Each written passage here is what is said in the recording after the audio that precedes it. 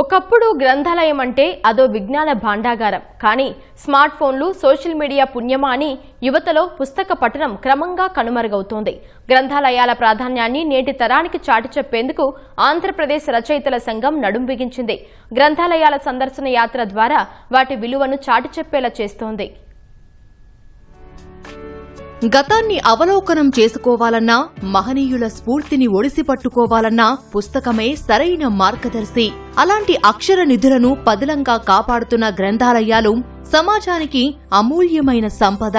వీటి విశిష్టతను ప్రజల్లోకి తీసుకెళ్లాలనే సంకల్పంతో ఆంధ్రప్రదేశ్ రచయితల సంఘం గ్రంథాలయాల సందర్శన యాత్రకు శ్రీకారం చుట్టింది. ఇందులో భాగంగా విజయవాడలోని 100 ఏళ్ల చరిత్ర గల రామ్మోహన, హనుమంతరాయ, సర్వోత్తమ గ్రంథాలయాలతో పాటు ఠాగూర్ గ్రంథాలయాలను వారు సందర్శించారు. 1953లో ఏర్పాటైన ఠాగూర్ గ్రంథాలయం ఈ యాత్రలో ప్రత్యేక ఆకర్షణగా నిలిచింది.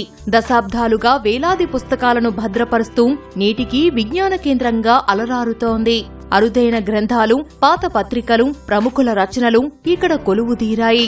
వేల రూపాయలు వెచ్చించి ప్రైవేటు స్టడీ హాళ్లకు వెళ్లే బదులు గ్రంథాలయాల్లోని ఉచిత సదుపాయాలను సద్వినియోగం చేసుకోవచ్చని నిర్వాహకులు సూచిస్తున్నారు.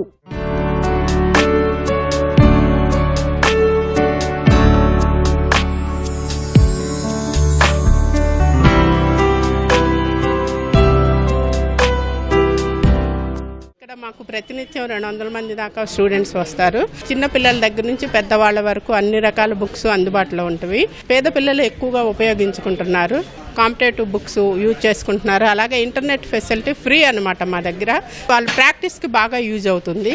ప్రభుత్వం కూడా ఇప్పుడు ఎన్నో వసతులు ఇస్తున్నారు. లాస్ట్ టైము నోటిఫికేషన్లో ఒక 30 మంది పైన మా లైబ్రరీ నుంచి టీచర్ జాబ్ వచ్చింది. అట్లాగే ఇప్పుడు కొంతమంది ఇంకా మళ్ళీ నోటిఫికేషన్ వస్తుంది అనే ఆశతో వస్తున్నారు. ఈ బిల్డింగ్ సరిపోవట్లేదు అనమాట. పైన కూడా ఇంకొక స్టడీ హాల్ ఏర్పాటు చేస్తే పేదవాళ్ళకి ఇంకా ఎక్కువ ఉపయోగపడుతుందని నేను కోరుకుంటున్నాను.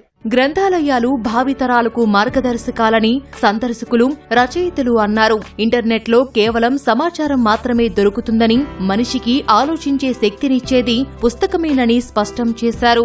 యువత పుస్తకాలతో స్నేహం చేయాలని విద్యావేత్తలు సూచించారు. విద్యా సంస్థల్లో ప్రత్యేక అవగాహన కార్యక్రమాలు నిర్వహించి విద్యార్థులకు కొత్త పుస్తకాలను పరిచయం చేయాలని రచయితలు అభిప్రాయపడ్డారు.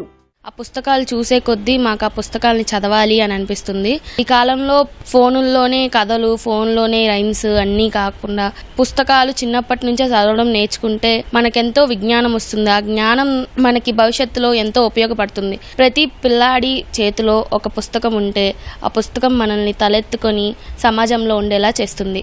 మాకు చిన్నప్పటి నుంచి పుస్తకాలు, గ్రంథాలయాలు బాగా అలవాటు. వాటి వల్ల ఎంతో ఉపయోగాలు పొందినటువంటి మేము ఈ గ్రంథాలయాల యొక్క ప్రాముఖ్యతని, ఆవశ్యకతని విద్యార్థులకి తెలియజేయాలనే ఉద్దేశంతో ఈ కార్యక్రమంలో వీళ్లను కూడా తీసుకురావడం జరిగింది.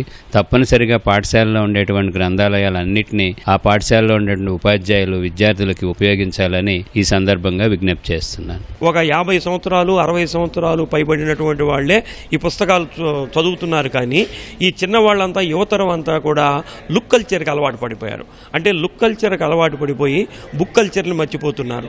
కవులు ఒక అద్భుతమైనటువంటి మాట చెప్పారంటున్నారు. సెల్ ఫోన్లో తలదించావా నిన్ను తలదించుకునేట్లే చేస్తాం, అదే పుస్తకంలో తలదించావా నిన్ను తల ఎత్తుకునేటట్లు చేస్తాం.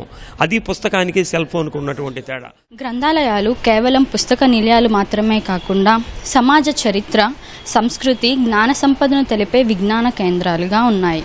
సాంకేతిక పరిజ్ఞానం ఎంత పెరిగినా గానీ పుస్తకం అందించే జ్ఞానం, గ్రంథాలయాలు ఇచ్చే అనుభవానికి ఏవి ప్రత్యామ్నాయం కావని మేధావులు చెబుతున్నారు. చారిత్రక గ్రంథాలయాల గురించి తెలిపే ఈ యాత్ర వాటికి కావాల్సిన అవసరాల్ని, అభివృద్ధి చేయాల్సిన అవసరాన్ని మనకందరికీ కూడా గుర్తు చేస్తుంది. కెమెరామ్యాన్ MSNతో వర్షిత, ఈటీవీ న్యూస్, విజయవాడ.